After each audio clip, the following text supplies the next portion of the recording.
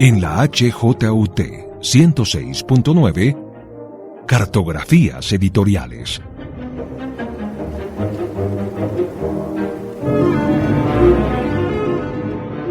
Presenta y dirige María Elvira Jaramillo.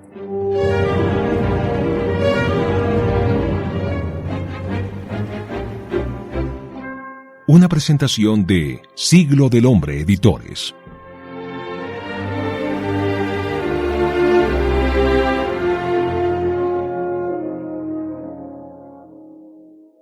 Gracias por acompañarnos en una nueva aventura de Cartografías Editoriales Caminando con Siglo del Hombre. Hoy viajaremos con un personaje que cambió radicalmente el quehacer empresarial en Colombia. Un alemán que emigró a nuestro país a finales del siglo XIX, que se convirtió en el mayor empleador privado del país y que con empresas como la cervecería Bavaria y la vidriera Fenicia es el punto de partida de la industrialización en Colombia. Les aseguro que hoy se sorprenderán con la vida de un hombre que creó políticas de desarrollo social y bienestar para sus empleados mucho antes de que se incluyeran en la legislación. Él garantizó salarios justos, acceso a la salud, a la vivienda, a la educación. Este es un viaje para entender la importancia de las personas, de los empresarios detrás de las empresas, y por eso es también un recorrido para resolver incógnitas. ¿Por qué ese comerciante judío está enterrado en el cementerio central de Bogotá? ¿Por qué visitan tanto esa tumba? ¿Por qué le dicen santo a un masón? Sin duda es un recorrido complejo, con aristas y contenciones entre el imaginario popular y la vida de un personaje, su ideología, sus relaciones afectivas, sus actividades económicas y su afición por la cultura. El programa de hoy es un aporte a la ruta de publicaciones colombianas. Un texto de la editorial Mare Magnum, que con su narrativa e investigación logró consolidar la mirada integral de un personaje. Bienvenidos al viaje de un empresario que no delegaba en terceros. Bienvenidos a la complejidad de un hombre que dejó una profunda huella social, cultural, urbana y económica en Colombia. Bienvenidos a la historia de un visionario. Bienvenidos a la vida de Leo Kopp.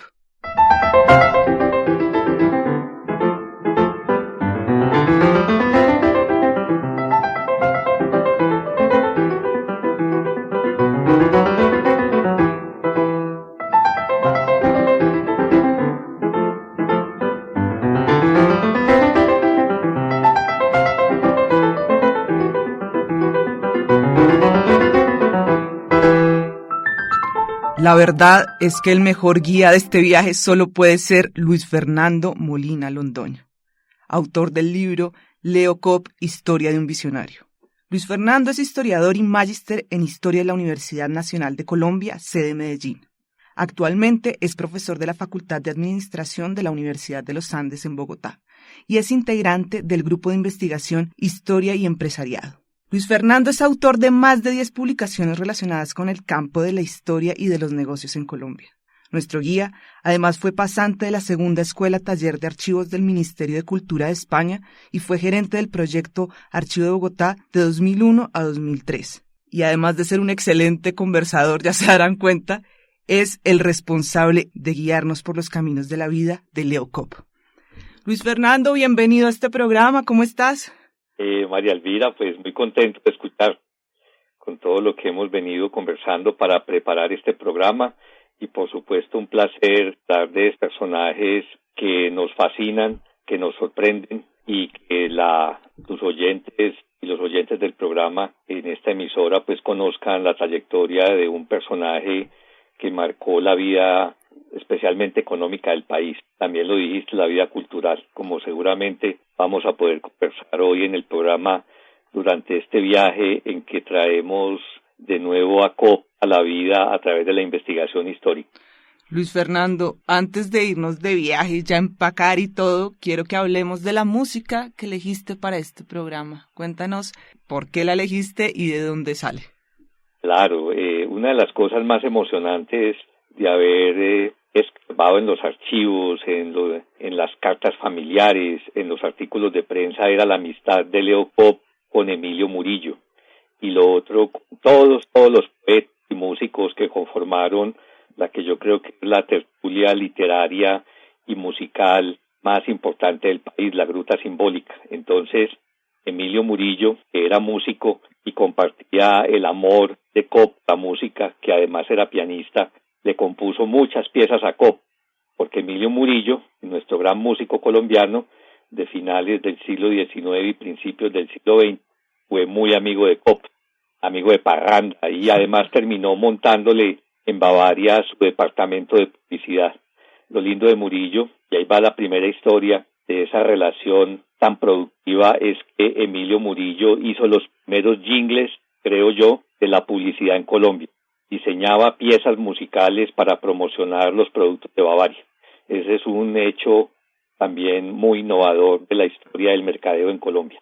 Sí, eso es divertidísimo. Estuve revisando ayer y realmente es que Bavaria acompañó muchas de sus estrategias de publicidad con música. O sea, fueron pioneros absolutamente en ese aspecto.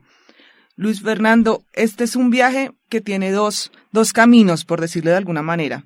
Tu viaje personal como investigador y el viaje del personaje de Cobb con el que nos vamos a ir. Pero antes de que nos montemos con Cobb, yo quiero hablar de tu viaje.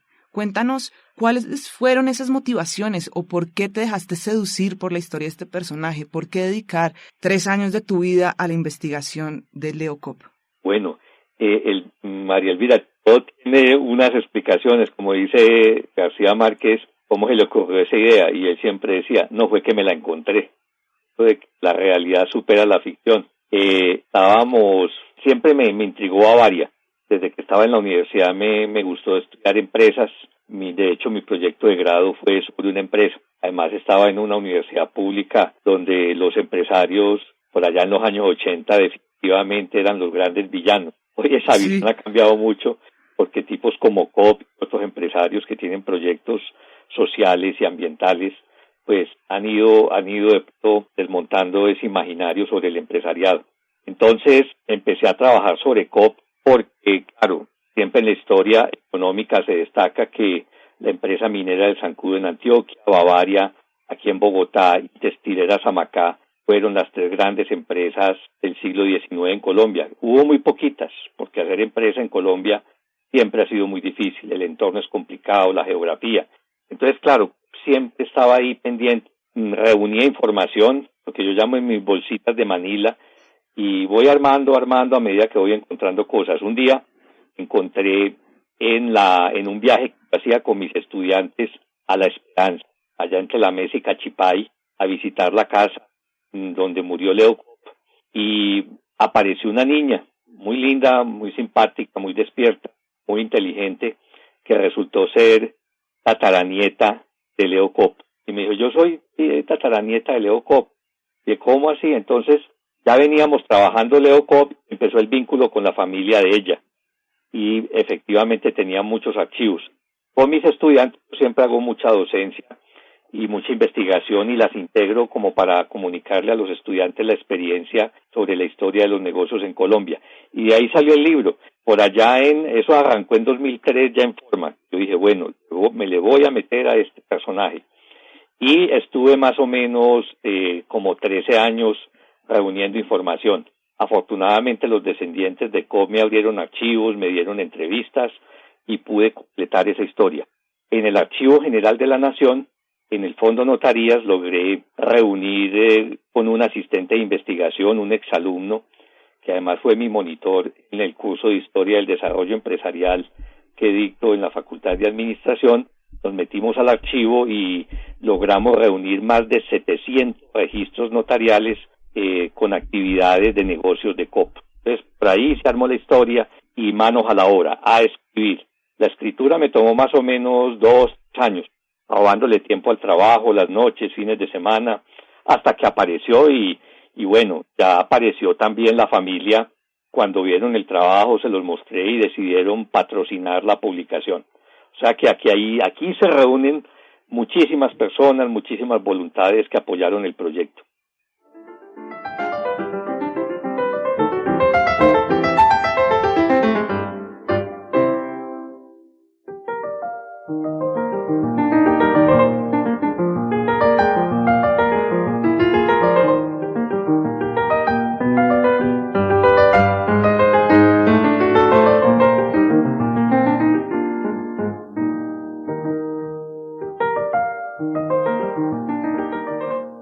Hoy estamos de viaje con Luis Fernando Molina Londoño, el autor del libro Leo Cobb, Historia de un Visionario.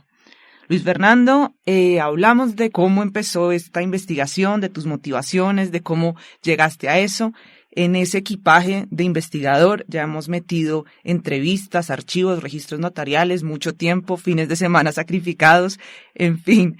Pero yo quiero que en este equipaje que vamos a empezar ya, hablemos de algo que es crucial para entender la historia de Leo Cobb en Colombia. Y es, Luis Fernando, cuéntanos cuáles eran las principales características sociopolíticas de Colombia en ese momento. Eso es muy importante para entender por qué lo que hizo Cobb se considera casi una hazaña. Claro, María Elvira, creo que es lo que evidencia más la inteligencia y la visión, como tituló el libro, la visión de Cobb, la claridad que tenía. Colombia era un país muy complicado, más imagínate Bogotá a 1.000 metros de la costa, subiendo por el río Magdalena, luego subir de Honda a Bogotá, a este páramo. Bogotá era una ciudad incomunicada. El ferrocarril era clave para desarrollar cualquier proyecto industrial. Aquí muchos colombianos y extranjeros intentaron montar fábricas, pero todas quebraban. Problemas de transporte, falta de mano de obra calificada, la plata en Colombia siempre ha sido cara, sacar un préstamo a unas tasas de interés casi impagables.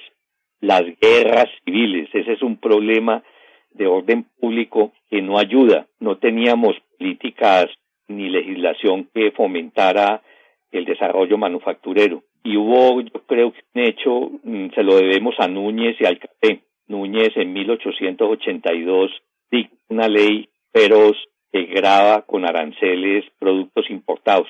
No era negocio importar.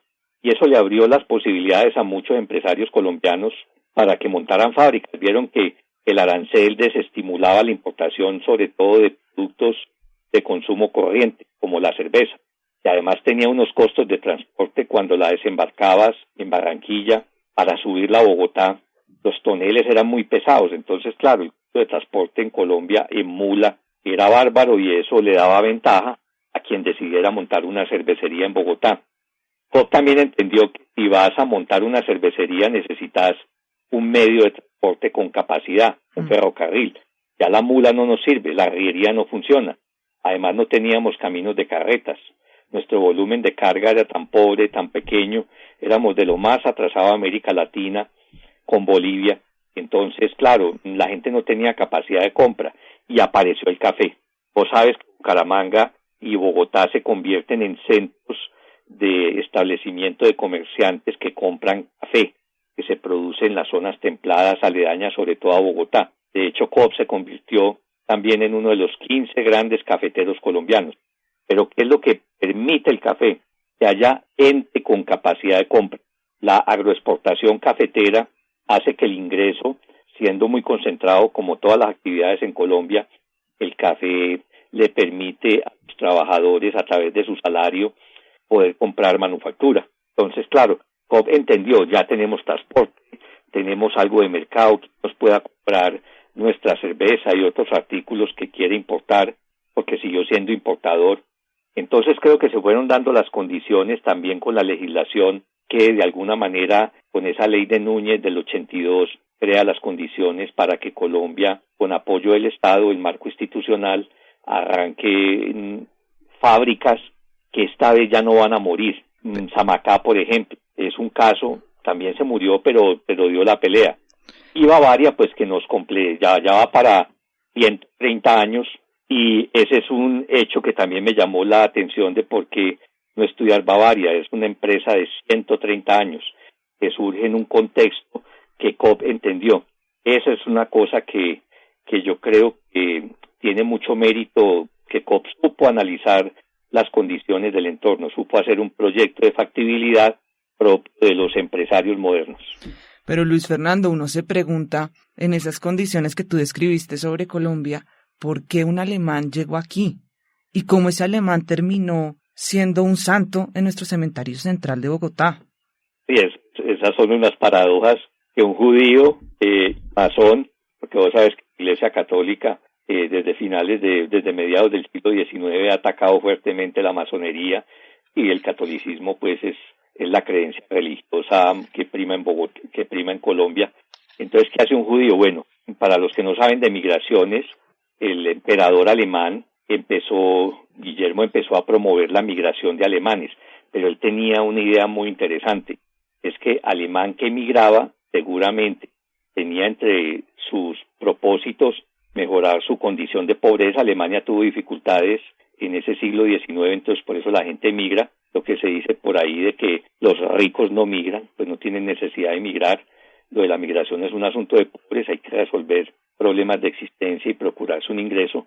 Cobb migra, pero la migración de Cobb es muy particular porque Cobb viene de una familia de clase media de Frankfurt. Él llega con 18 añitos a Socorro, pero ¿por qué a Socorro, Santander, y no a Bogotá? ¿O por qué no se quedó en Barranquilla, que era la puerta de oro de Colombia en ese momento y a donde llegaban la mayoría de extranjeros para radicarse y dedicarse a las actividades comerciales? Cobb llega a Socorro porque creo que él viene por unos amigos, les compran telas. Cobb es miembro de una familia que fabrica uniformes militares y ropa para hombre. Y Colombia será un gran importador, tanto de textiles como de vestuario. El 80% de las importaciones colombianas en el siglo XIX eran telas, básicamente. Entonces, claro, Cobb era un fabricante, venía de una familia de fabricantes, se instala en Santander, se vuelve dependiente de los Castelo, que además van a ser sus cuñados, y montan un almacén. Resultó que el trabajador fue más talentoso que sus empleadores y empezó a crecer. Cobb vino con su hermano Emil, y Emil también hace parte de la historia cervecera colombiana, porque Cobb y Emil montan con unos santanderianos una cervecería. Yo creo que Cobb aprende en Socorro sobre la cerveza. Por eso cuando deben cerrar la cervecería, no les fue muy bien. Una cervecería casera, una cervecería artesanal, es cuando ellos deciden venirse para Bogotá.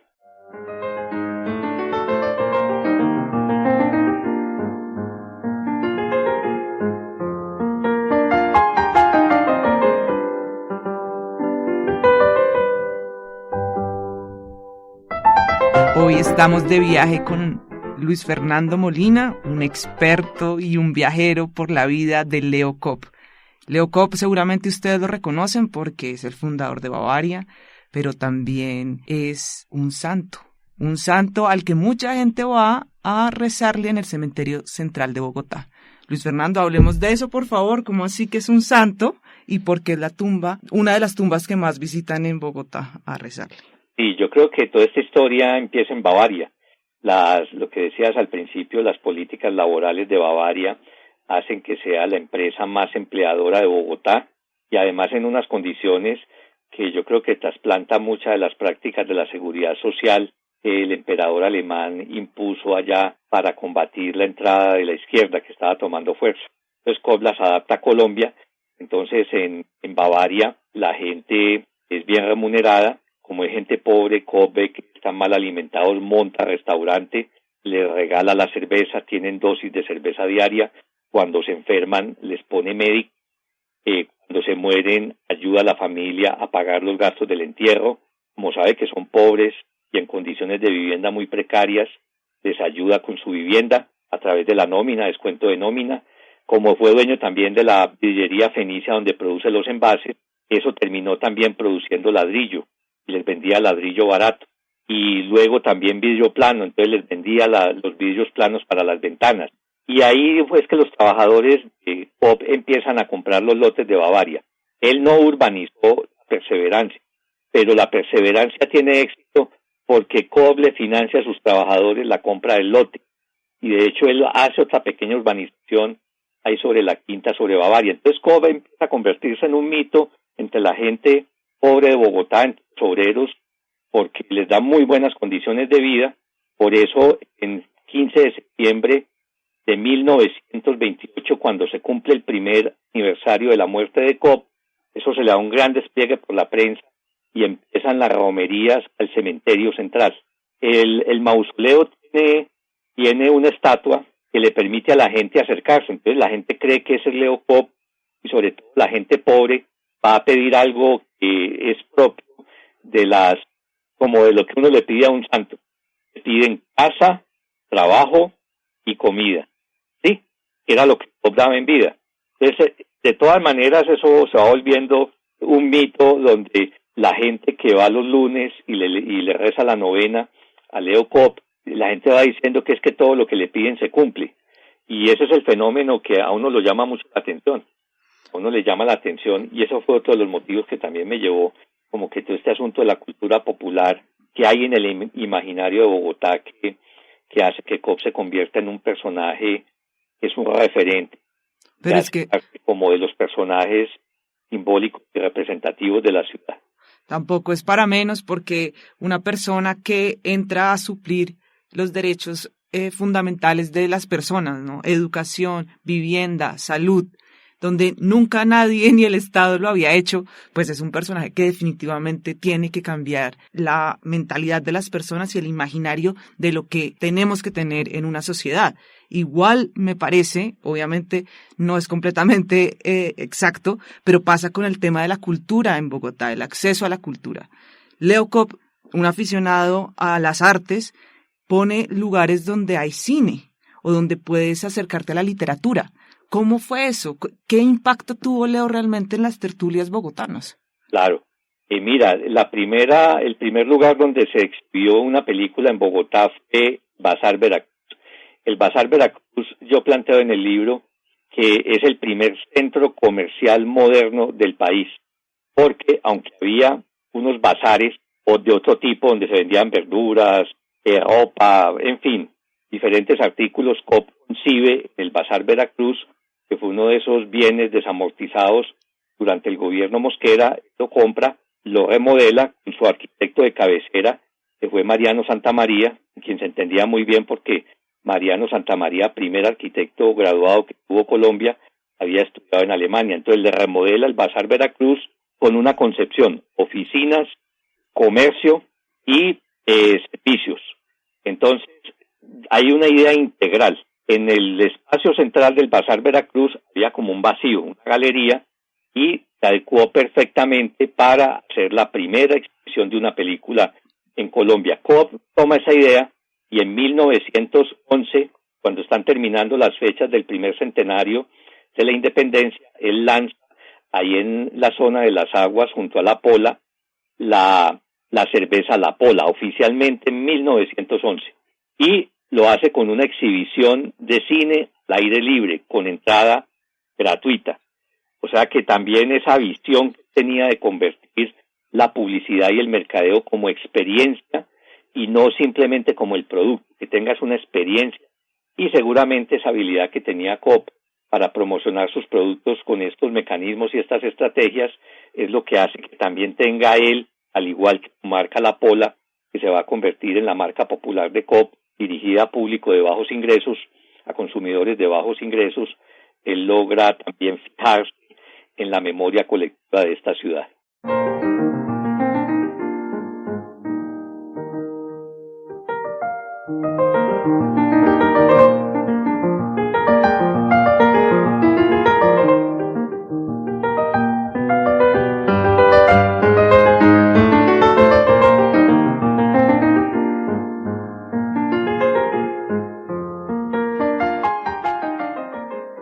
Hoy nos fuimos de viaje con Luis Fernando Molina Londoño, autor del libro Leo Kopp, Historia de un Visionario, que cada vez que yo hablo contigo, Luis Fernando, o abro este libro, quedo siempre con más intrigas. Esa es la verdad. O sea, yo digo, no, yo no sabía esto no puede ser así. Faltan muchos temas por conversar sobre quién fue realmente Leo Kopp. Por ejemplo, el impacto que tuvo en la urbanización de Bogotá, en toda la zona de Chapinero.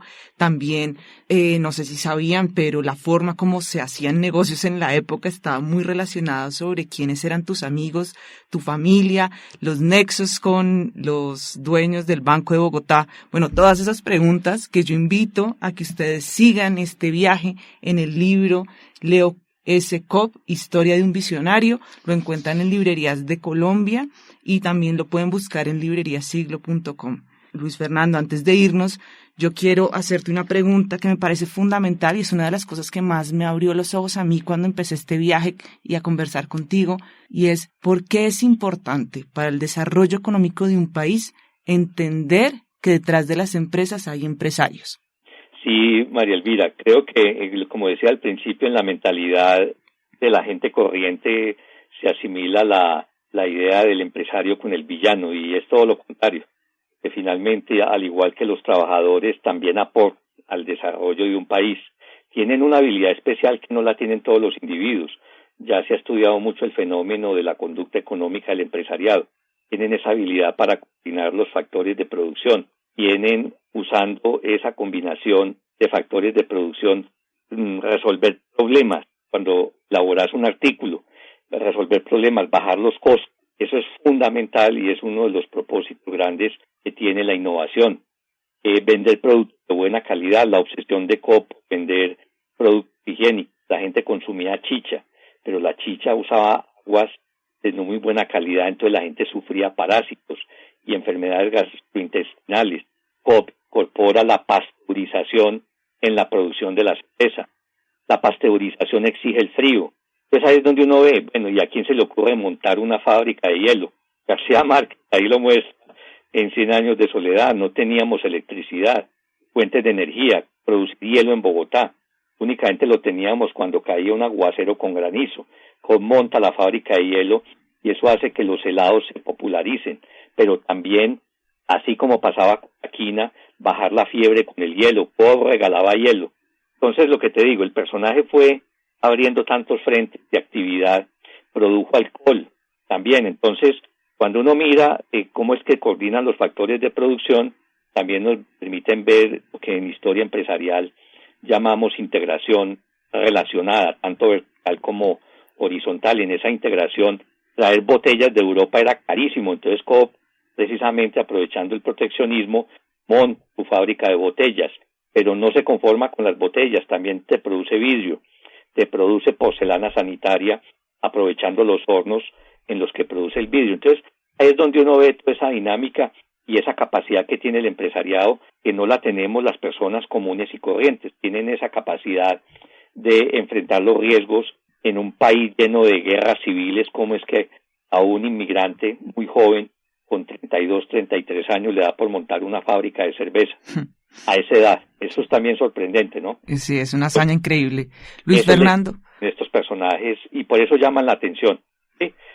Nos despiertan mucha curiosidad, igual que los santos. Así como los artistas nos despiertan admiración, los empresarios nos despiertan curiosidad. Luis Fernando, muchas gracias por guiarnos hoy en este recorrido, que es un recorrido, sí, por la vida de Leo Coop, pero también es un recorrido para mirar integralmente el mundo, no solo desde una disciplina, no solo desde una mirada. Muchas gracias por estar hoy con nosotros, Luis Fernando. Gracias, María Elvira, por la invitación, y por aquí, pues, si quieres más temas, más libros, podemos conversar y hacer estos viajes. A quienes nos escuchan, muchas gracias por animarse hoy a descubrir un personaje que seguramente les sonaba muy conocido, pero que les aseguro no tenían todos estos datos que descubrimos hoy. Los invito a seguir su lectura, a seguir este recorrido en el libro. Búsquenlo en librerías. Se llama Leo S. Coop, Historia de un Visionario. Y por ahora, mientras llegan al libro, solo me queda decirles, nos vemos en un próximo recorrido en un nuevo reto editorial.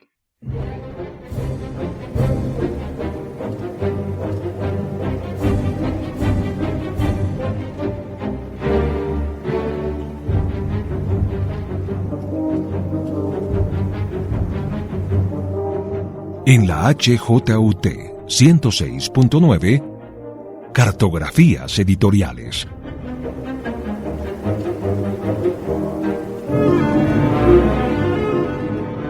Presenta y dirige María Elvira Jaramillo.